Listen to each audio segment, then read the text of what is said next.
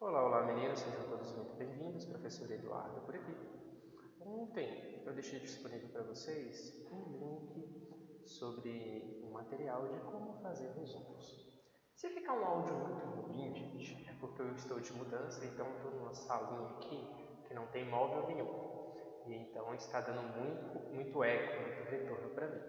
Não sei se para vocês vai ficar assim tão ruim. Testei ali uns 2, 3 segundinhos de vídeo antes e ficou tranquilo. Mas vamos lá.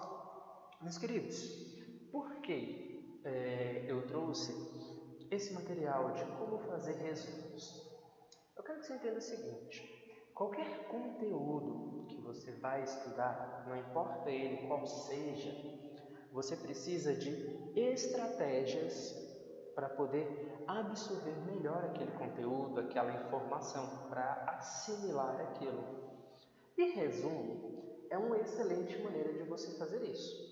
E claro, aqui nós vamos trabalhar uma forma de fazer resumo. Há várias outras formas. Há como você fazer resumos através de mapas mentais, há como você fazer resumos falados com áudios, há como você fazer resumos escritos. E aí hoje nós vamos trabalhar um pouquinho nesses resumos escritos, tudo bem? Uma das formas de fazermos resumos. Então vamos lá, meus queridos. Se eu te pergunto assim, o que é um resumo? O que você me diria? Pensou aí? Beleza. Será que você me falou que resumir, muita gente deve falar assim, resumir é resumir. Não, vamos com calma. Quando eu estou falando de resumos, eu estou falando de uma seleção. Resumir é selecionar. Mas selecionar o que, professor? Selecionar informações. Para quê? Para poder passar, para poder transmitir somente aquelas informações que são essenciais para que eu possa entender, ou para que a pessoa com quem eu esteja conversando, a pessoa que esteja lendo, possa entender o sentido geral, né, o geralzão de uma mensagem. Então pense da seguinte maneira: você foi assistir o filme lá, o Guerra Infinita, da Marvel lá, e eu não fui. Como você resumiria esse filme para mim? O que é importante que eu saiba sobre esse filme? Pense aí na resposta. Se você assistiu o filme, comenta para mim. Faz aí um resumozinho do filme do Guerra Infinita lá da Marvel, para que eu possa saber qual é a história desse filme, quais são os elementos, os personagens mais importantes. Tem algum momento ali chave que muda a história do filme? Sem ele, seria uma outra história? Me conta um pouquinho, fala um pouquinho para mim sobre esse filme, tudo bem? E aí, esse material que eu trouxe para vocês, ele tenta te ensinar a fazer resumos usando 4 passos. E quais são esses passos? O primeiro dos passos, meninos, é a leitura e a releitura do texto. O segundo passo é uma busca, você vai buscar dentro desse texto conceitos, pontos importantes para a compreensão dele. O terceiro passo é organização de ideias. Então eu tenho que parar e organizar essas ideias. E o quarto passo é a escrita com as suas palavras. Então vamos conversar um pouquinho sobre a leitura e essa releitura do texto. Vamos lá? Se eu pergunto para você assim, o que é ler? O que você me responderia? O que é ler para você? Responde aí no comentário para gente. Para mim, ler é isso. Nossa, esse app está muito chato. Mas vamos lá. Para mim, ler é isso. Para mim, ler é aquilo. E aí, eu quero que a gente entenda 2 conceitos de leitura, que é a leitura passiva e a leitura ativa. O que de acho é uma leitura passiva, professor? É provavelmente a resposta da maioria de vocês. Ler é pegar um texto e ler as palavras dele e decodificar aquelas palavras. Isso é uma leitura passiva. Pense no seguinte: quando você pega lá o seu Facebook, Você abre o Facebook, abre o Instagram, aí você vai passando lá o seu feed de notícia, você faz aquelas leiturazinhas ali bem rápidas e vai seguindo. Para, lê e segue, para, lê e segue. Deixa eu te perguntar, você raciocinou, você processou todo aquele conteúdo que você leu? Não, você leu, quer dizer isso, próximo, quer dizer isso, próximo. Você fez uma leitura superficial, você fez uma leitura rápida, tudo bem? Então, isso daí a gente chama de leitura passiva. Essa é uma leitura em que eu só pego aquelas palavras e vou decodificando elas, o que provavelmente a maioria de vocês respondeu. Ok, professor, mas qual que é a diferença entre a leitura passiva e a leitura ativa? Então vamos lá. Quando eu falo de uma leitura ativa, eu estou falando de algo mais do que só a leitura de um texto, do que só ler as palavras. Eu estou falando de buscar compreender, entender e compreender os significados dessas palavras no texto, de refletir sobre as relações que tem naquele texto. Como assim refletir sobre as relações? Vamos pegar um tema? História. Dentro de história, vamos pegar, vamos pegar lá o período feudal, o sistema de organização feudalista. Quais são as relações, você está lendo o seu livro lá, bonitinho, quais são as relações de causa que estão presentes dentro do feudalismo? Primeira pergunta, o que causou o feudalismo? Já é uma pergunta. Como é que funcionava esse sistema? Quais eram as consequências dessa organização feudal para a população, para as diferentes classes sociais? Como é que era o pobre na sociedade, na organização feudalista? Como é que era o pobre, como é que era o rico na organização feudal? E aí, quais eram as consequências disso para essas classes? Como é que eram tratadas as crianças? Como eram tratados os idosos? Quais são as consequências? Quais os motivos que levaram a uma organização assim? Tudo isso é refletir, tudo isso é pensar, é tentar compreender o que esse sistema, o que essa palavra feudalismo ela representa. Então eu vou começar a avaliar o que eu estou lendo, os sentidos, os conteúdos, os sentidos, de uma forma crítica. Como assim crítica? Eu vou criticar? Não, eu vou me posicionar. Isso quer dizer crítico, né? Ser crítico é você saber se posicionar, ter um ponto, uma visão sobre determinado assunto. E aí você está interagindo com esse texto. Isso é uma leitura ativa. Ok, mas professor, o que isso tem que ver com fazer um resumo? É simples, meninos. Para construir um bom resumo, eu preciso trabalhar uma leitura que seja ativa. Eu preciso tentar entender esse texto. Porque senão, o que pode acontecer? E veja se você já esteve nessa situação. Li o texto, poxa, calma aí, isso parece importante, isso parece importante, isso parece importante.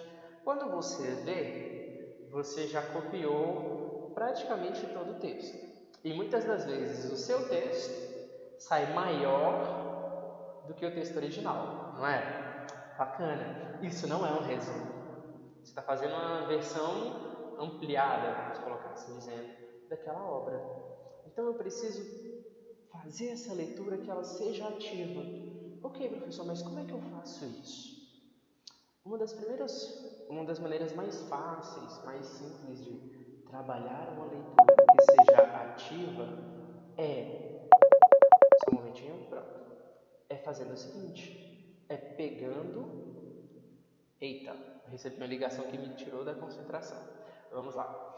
Uma das maneiras de fazermos uma leitura ativa é entender o seguinte, ler não é simplesmente chegar aqui, pegar o livro e ler. Não, eu tenho fases nessa minha leitura.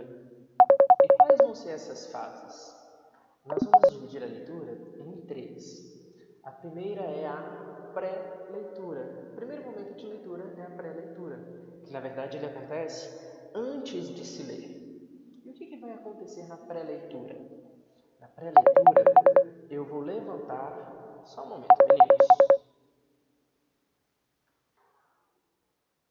Ok, mas eu não vou ler todo o livro com vocês. Ler sobre a pré-leitura, nesse primeiro momento, vai ser uma tarefa sua. Depois eu volto e faço um videozinho menor para a gente conversar sobre pré-leitura. Qual que é o segundo? E aí, só recapitulando, na pré-leitura eu vou levantar perguntas, eu vou levantar dúvidas, eu vou fazer inferências, eu vou tentar fazer deduções, eu vou supor, tudo isso já para começar a tentar entender, antes mesmo de ler aquele texto, o que é que eu já sei e o que é que eu ainda não sei e o que é que eu pretendo, o que é que eu espero descobrir. Já o nosso segundo momento, meninos, é o momento da leitura. E o que a gente vai fazer na leitura? Na leitura, aí sim, nós vamos fazer a leitura do texto, mas eu vou procurar pelos pontos importantes desse texto. E como é que eu sei disso? Primeira pergunta é, o que o autor do texto ele quer dizer para a gente? Lá sobre o feudalismo, o que ele quer dizer para mim? Ah, o feudalismo ele ocorreu durante o período da Idade Média na Europa e que era um sistema de organização social, e essa organização social ela tinha uma hierarquia, que nós tínhamos a igreja, nós tínhamos a nobreza, a figura do rei, nós tínhamos ali os vassalos e tínhamos a plebe, né, o restante da população. Então o autor ele quer dizer isso, e que cada um tinha o seu papel, claro. Agora eu pergunto como é que esse autor ele faz isso? Ah, ele está me trazendo dados históricos? Sim, pode ser que sim. Ele está me trazendo exemplos de como é que funcionava isso? Ele está tentando colocar aquilo numa situação do cotidiano, do dia a dia? Opa, então é isso que ele vai fazer. E qual que é a mensagem mais importante desse texto? O que eu não posso terminar de ler o livro e ficar sem entender? Essa é a mensagem, essa é uma forma de a gente pensar, né? Que essa é a mensagem mais importante. Ou quais são essas mensagens? Tudo bem até aí? E aí, olha só, aqui a gente já entra com uma visão um pouquinho mais crítica. Qual que é a sua opinião, ou qual que é a minha opinião sobre os pontos de vista desse autor? E tem outros textos, tem outros livros, filmes que dizem algo sobre esse mesmo tema. No nosso caso aqui, do nosso exemplo, sobre o feudalismo. Eu tenho livros que falem sobre isso? Tenho filmes? Tenho séries. Na Netflix, por exemplo, a gente tem uma série que se chama Merlin, né? Que conta um pouquinho da história lá do bruxo Merlin, e a gente vê um pouco dessa organização feudal ali dentro. Ótimo. E depois, meninos? Após leitura. O que vai ser após leitura? A pós-leitura é quando eu paro para verificar o que foi compreendido. Né? Eu entendi, eu consegui selecionar. Essa é a informação mais relevante, mais importante. Essa daqui, ela não é tão importante, então eu não preciso tanto dela. Ótimo. Mas tem essa outra informaçãozinha aqui que também é importante. O resumo, meninos, ele faz parte desse momento de conclusão da leitura. Então, eu identifiquei os pontos finais, os pontos principais, eu dei sentido ao meu texto e eu trouxe ali algumas conclusões. Ótimo, então fizemos a leitura do meu texto. Observe o seguinte, dentro desse processo, você pode acontecer de ler o texto mais de uma vez. Tudo bem, acontece. Tudo bem? Simples? E aí vamos para o segundo passo. Dentro do segundo passo, eu falo de conceitos e ideias, pontos principais. Mas e aí? O que vão ser esses conceitos? O que vão ser esses pontos principais? Né? Esses conceitos e pontos principais, meninos, Eles fazem parte do que a gente já fez quando a gente buscou entender qual que era a mensagem principal do autor. E aí, eles estão no nosso texto na forma de palavras, na forma de frases. E geralmente, não sempre, geralmente, eles estão ali nas primeiras frases, nas primeiras orações dos parágrafos. E também, geralmente, nas últimas ali. Tudo bem? Saber disso é uma coisa importante? Saber que as ideias principais geralmente estão nessas primeiras orações? É importante. Por que isso é importante? Porque te ajuda a direcionar a sua leitura. Tudo bem? Olha só, dentro do livro você tem aí um exemplo que é de um texto chamado assim: Educação e Posturas Acomodantes. Fratura ética. Gente, que treco difícil. Que isso quer dizer? Qual que vai ser a tarefa de vocês hoje? Faça a leitura desse texto dentro do livro. Você vai ver que ele está marcado já, e essas ideias que estão essas palavras que estão marcadas, elas representam para a gente as principais ideias, os principais pontos do meu texto. Então, professor, quer dizer que isso daí que o senhor está mostrando para a gente é sublinhar o texto? Sim, é sublinhar o texto. E observe que eu não tenho muita coisa sublinhada, eu tenho pouca coisa sublinhada. Porque quando eu sublinho demais o texto, o que vai acontecer? Eu não vou saber lidar com aquele tanto de coisa marcada, aquele tanto de informação marcada. Tudo bem? Sim? Ótimo. Vamos agora para a terceira fase, o terceiro passo, que é o de organizar as ideias. Como é que eu vou organizar essas ideias? É simples, meninos. Pensem que eu já encontrei a mensagem principal, não é? Ótimo. Se eu encontrei essa mensagem principal, eu vou fazer uma pergunta. O que o autor está usando para apoiar a defesa da sua ideia, da sua mensagem principal? O que ele está fazendo? Opa, então eu vou parar para procurar essa informação. E quando eu encontrar, eu vou anotar isso daí. E aqui eu trouxe para você um quadrinho, um esquemazinho para te ajudar. Olha só. Aí ele colocou assim: ideia principal. O que ele usa para defender? 1. O que ele usa para defender? 2. E aí eu vou colocando tudo que ele usa para defender a sua ideia. Ah, mas eu tenho outras ideias? Pode ser que ele tenha outras ideias. E aí eu vou fazer a mesma coisa, que é o que a gente chama de ideia secundária. E por fim, nosso quarto passo aí é: você vai usar as suas palavras. Como assim eu vou usar as minhas palavras? Quer dizer que no meu resumo eu não vou copiar o que está escrito no texto? Não, você não vai copiar o que está escrito no texto. Você vai pegar as ideias. Essas ideias, elas são do autor. Mas, eu posso escrever ali com as minhas palavras essas ideias. Ah, professor, mas e aí? Eu tenho dificuldade para explicar com outras palavras o que o autor disse. Opa, quase cai.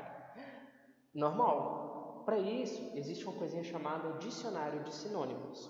Se você está vendo esse vídeo, você tem acesso à internet. Muito provavelmente. E se eu for lá no Google, eu jogo lá, dicionário de sinônimos. O Google vai me dar vários dicionários.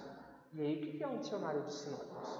É quando eu consigo, é um dicionário que me ajuda a pegar uma palavra e ver quais outras palavras estão relacionadas ao mesmo sentido dela. Tudo bem?